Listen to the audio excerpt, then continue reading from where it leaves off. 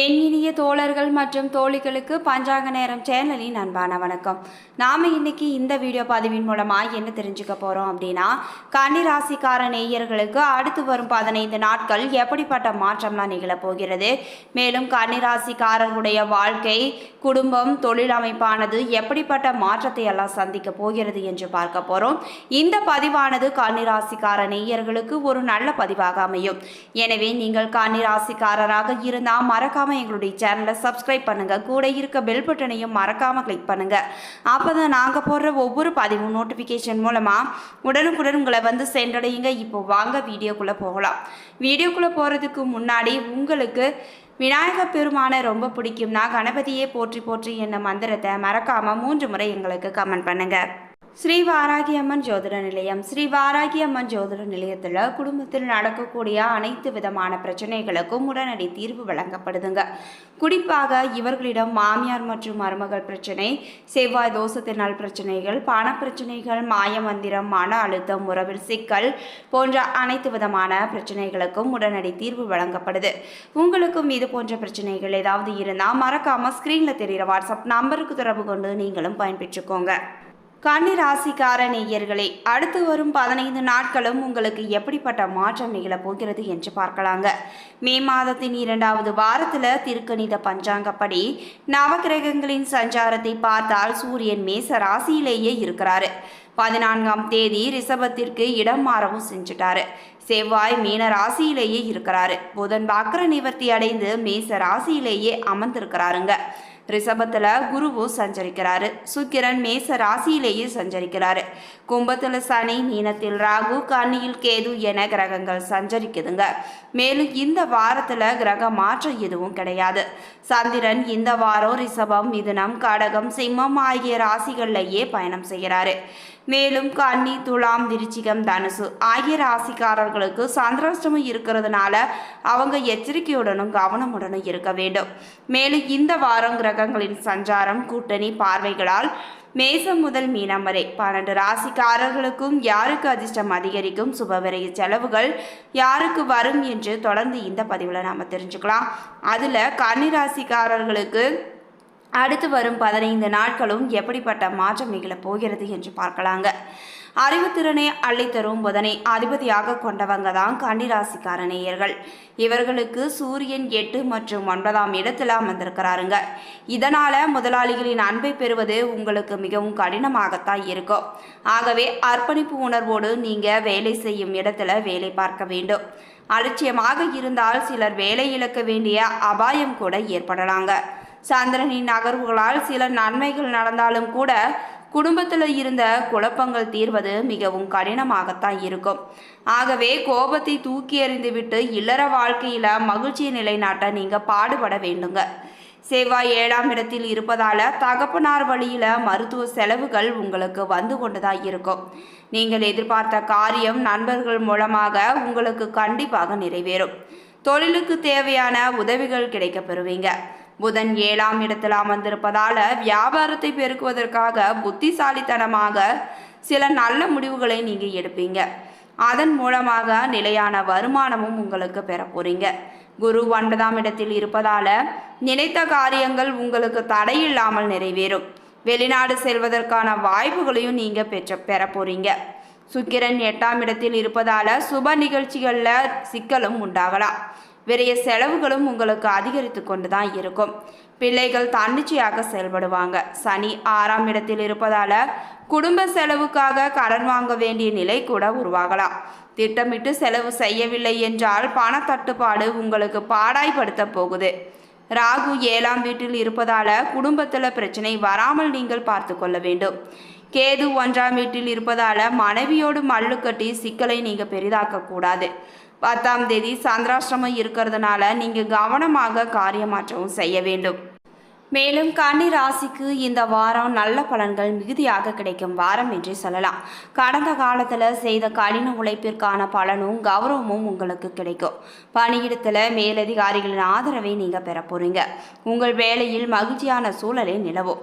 பணியிடத்தில் பெரிய பொறுப்புகளும் உங்களுக்கு கிடைக்க அதிகப்படியான வாய்ப்பு உள்ளதுங்க. இந்த வாரத்தில் குடும்பத்தில் மகிழ்ச்சி மற்றும் சுப நிகழ்வுகள் நடக்கக்கூடிய காலமாகவே இருக்கும். காதல் துணையுடன் புரிதல் சிறப்பாகவே அமையும். திருமண வாழ்க்கையில உங்களுக்கு மகிழ்ச்சியானது அதிகரித்தே காணப்படும். மேலும் கன்னிராசிக்காரர் நேயர்களுக்கு பொருளாதாரமானது மிகவும் திருப்திகரமாகவே இருக்க போகுது. தேவையற்ற செலவுகள் இல்லை என்பதாலும் உற்சாகமாகவும் மகிழ்ச்சியாகவும் நீங்கள் காணப்படுவீங்க. கணவன் மனைவிக்கிடையே அந்யோன்யம் அதிகரித்து காணப்படும். ஆரோக்கியம் சிறிதளவு பாதித்தாலும் உடனே நிவாரணமும் உங்களுக்கு கிடைத்துவிடும். சிலருக்கு ஆன்மீக பயணம் மேற்கொள்ளும் வாய்ப்பு கூட ஏற்படலாம். குலதெய்வ பிரார்த்தனைகள் அனைத்தையும் நீங்கள் நிறைவேற்றுவீங்க. வேலைக்கு செல்லும் அன்பர்களுக்கு அலுவலகத்தில் பணிச்சுமையானது அதிகரித்து தான் காணப்படும். அதற்கேற்ற ஆதாயமும் உங்களுக்கு கிடைக்கும் என்பதால் நீங்கள் உற்சாகமாகவே காணப்படுவீங்க. சக ஊழியர்களால் ஏற்பட்ட இடையூறுகள் அனைத்தும் விலகிவிடும். வியாபாரத்தில் லாபம் குறைவாகத்தான் உங்களுக்கு இருக்கும். கடையை விரிவுபடுத்தவோ அல்லது வேறு இடத்துக்கு மாற்றவோ நீங்கள் சாதகமான சூழ்நிலை இல்லைங்க. வாடிக்கையாளர்களால் சில பிரச்சனைகள் ஏற்பட்டு அந்த பிரச்சனைகளும் பின்பு நீங்கிவிடும் வாய்ப்பு உள்ளது. குடும்பத்தை நிர்வகிக்கும் பெண்களுக்கு தேவையான பணம் கிடைக்கும் என்பதால் பிரச்சனை எதுவும் ஏற்படாது.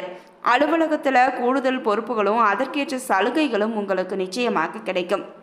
உங்களுக்கான அதிர்ஷ்டம் தரும் நாட்கள் மே 15 மற்றும் 18. அதிர்ஷ்டம் தரும் எண்கள் 3 மற்றும் 6. நீங்கள் வழிபட வேண்டிய தெய்வம் சிவபெருமான். பரிகாரமாக தினமும் காலையில் வீட்டு பூஜை அறையில் தீபம் ஏற்றி கீழ்காணும் பாடலை 3 முறை சிவபெருமான் படத்தின் முன்பு சொல்லி வந்தாலே உங்களுடைய வாழ்க்கையில் ஏற்படுகின்ற எந்த விதமான துன்பமாக இருந்தாலும் சரி, அது கண்டிப்பாக படிப்படியாக விலகிவிடும்.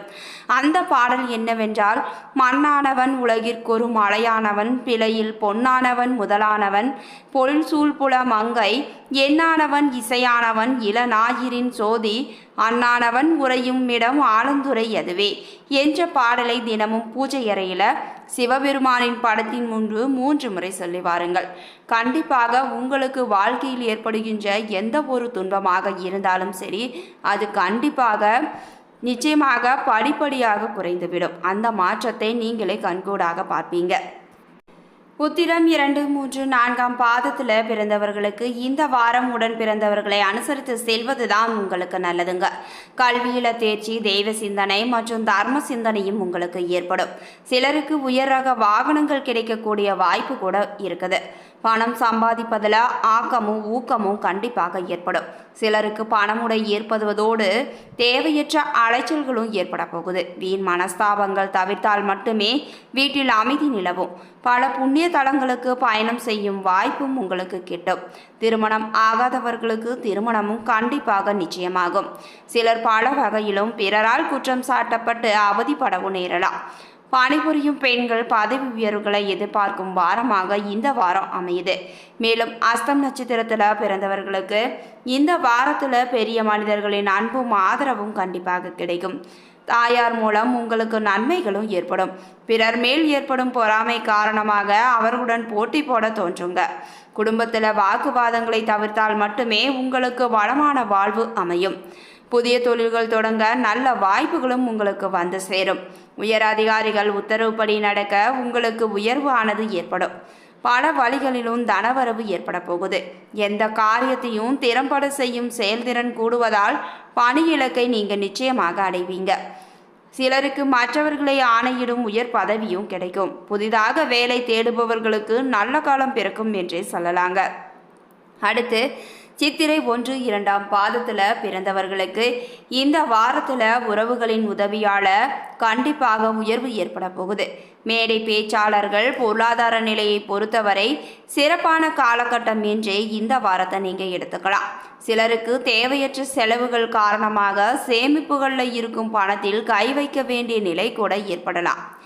மேலும் விற்பனை பிரதிநிதிகளின் வருமானம் உங்களுடைய பேச்சு திறன் அதிகரித்து காணப்படும். குடும்ப வாழ்க்கையில் சந்தோஷமானது நிலைத்திருக்க போகுது.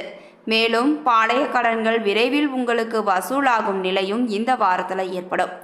எதிர்பாராத இடத்துல இருந்து வந்த பண வரவால் மனமானது மகிழ போகுது. உங்களுடைய சகோதரனின் நல்ல செயல்களை கண்டு உள்ளமானது மகிழும். மேலும் ஏமாற்றத்தை தவிர்க்க கூட்டாளிகளிடம் நீங்கள் எச்சரிக்கையாக இருப்பது தான் உங்களுக்கு நல்லதுங்க. இதுவரைக்கும் கன்னிராசிக்கார நேயர்களுக்கு அடுத்து வரும் 15 நாட்களும் எப்படிப்பட்ட மாற்றம் நிகழப் போகிறது என்று பார்த்தோம். இந்த பதிவானது கண்டிப்பாக கன்னிராசிக்கார நேயர்களுக்கு ஒரு நல்ல பதிவாக இருந்திருக்கும் நம்புறேன். இது போன்ற பயனுள்ள தகவல்களை நீங்கள் உடனுக்குடன் தெரிஞ்சுக்கணும்னா மறக்காமல் எங்களுடைய சேனலை சப்ஸ்கிரைப் பண்ணுங்கள். கூட இருக்க பெல் பட்டனையும் மறக்காமல் கிளிக் பண்ணுங்கள். அப்போ தான் நாங்கள் போடுற ஒவ்வொரு பதிவும் நோட்டிஃபிகேஷன் மூலமாக உடனுக்குடன் உங்களை வந்து சென்றடையுங்க. நன்றி நண்பர்களே.